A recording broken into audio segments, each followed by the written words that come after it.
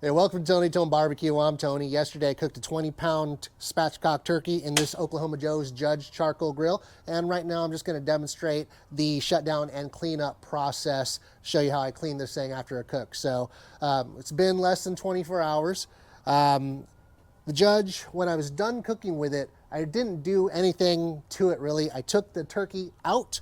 That went inside the house, and I just closed the lid and I let it burn out. That was it. There wasn't much coals left inside here burning, so I'm not expecting too much, but let's open it up now and see what we're dealing with here. Oh, by the way, when I left it alone, I just left the intake, the exhaust stack wide open like it is right now.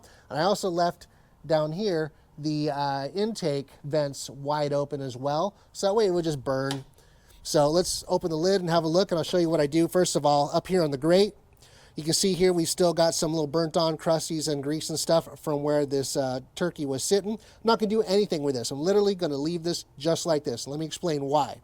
Any grease that is on this cast iron is going to help protect the cast iron from rusting. If I scrub this thing totally clean, then what we're going to have is a bare cast iron, and it will rust. It will be just red with rust the next time I go to use it, unless I spray it down with a bunch of oil, and then hopefully I oil it well enough and it won't rust.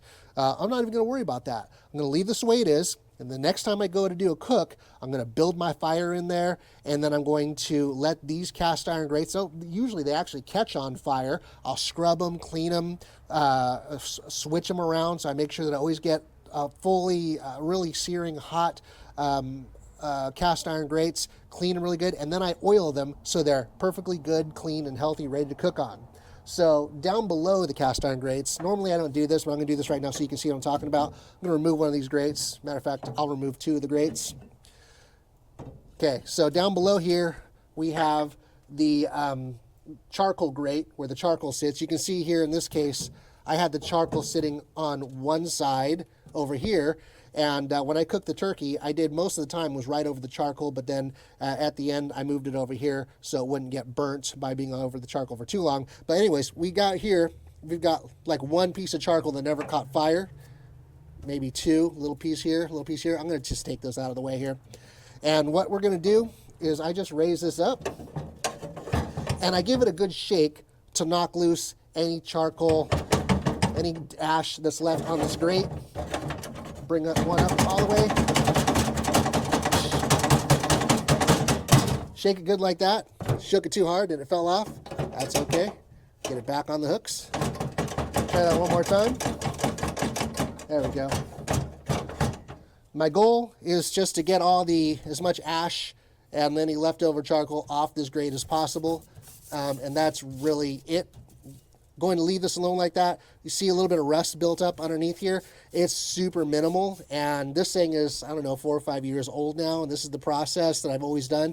And you can see here, these grates are still in excellent condition. They're very intact. You're always going to get a little bit of rustiness here built up because you have fire literally sitting on these things, so that's normal. Now, I'm going to put these.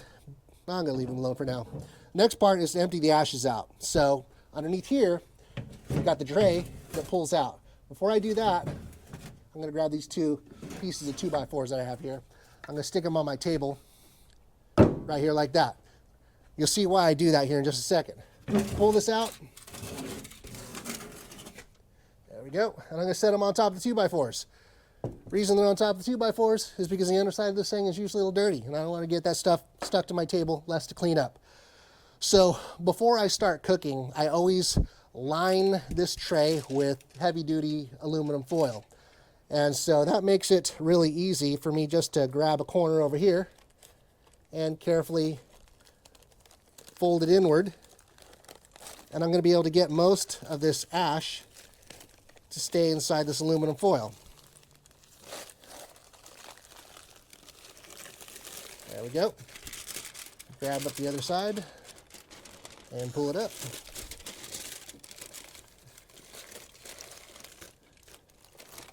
There we go. There it is. There's my little ash baby. And this is going to go in the trash can. Right there. It's gone. Now we've got here is this pan with a little tiny bit of ash left in the corners. So I got my little ash bucket here. And just gonna pick this up and finish that off.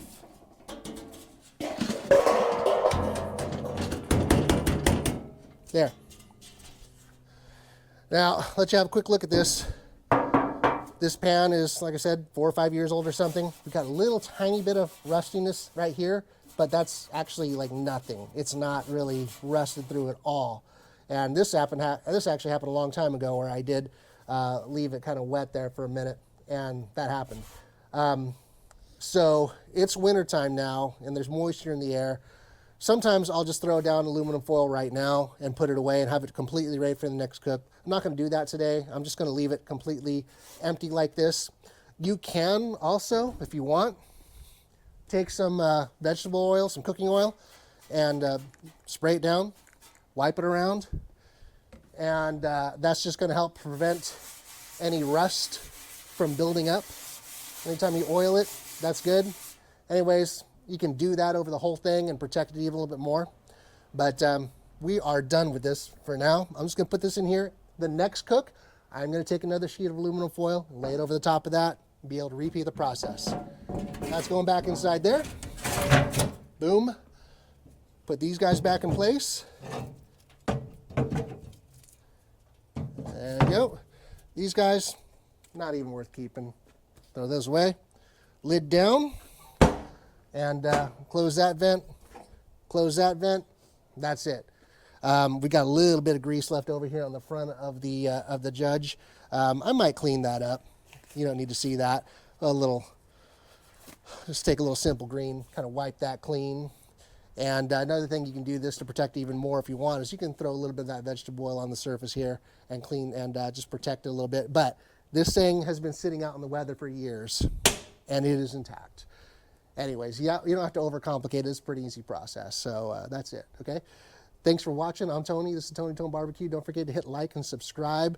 And if you want to see more regular, real back home barbecue stuff, and I appreciate you. Keep on cooking, my friends.